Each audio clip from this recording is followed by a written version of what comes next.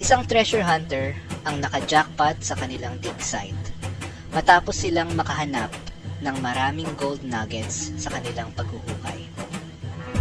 Sa video o larawan, makikita ang mga maliliit hanggang katamtamang laki ng piraso ng ginto na nahukay nila mula sa lupa. Palatandaan na ang lugar na iyon ay posibleng dating dinaanan ng natural na gold deposit o alluvial gold source. Ano ang gold nuggets? Ang gold nuggets ay natural na forma ng ginto na nabubuo sa ilalim ng lupa o sa mga ilog sa loob ng mahabang panahon.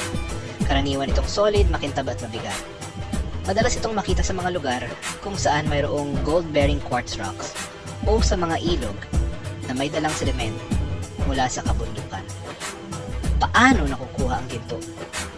Unang paning o pagpapan. Isa ito sa pinakaunang paraan ng paghahanap ng ginto, gamit ang isang shallow pan o bandehado para salain ng buhangin at graba mula sa ilog.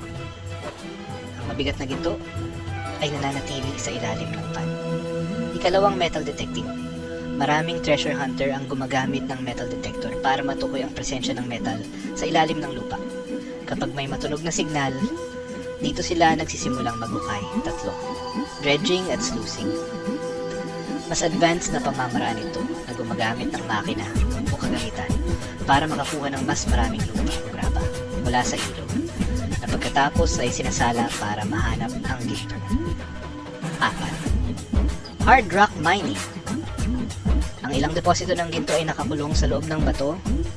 Kailangang durugin o ikwari ang mga batong ito at saka iproseso gamit ang chemical tulad ng cyanide o mercury, bagaman delikado ito, para makuha ang purong ginto.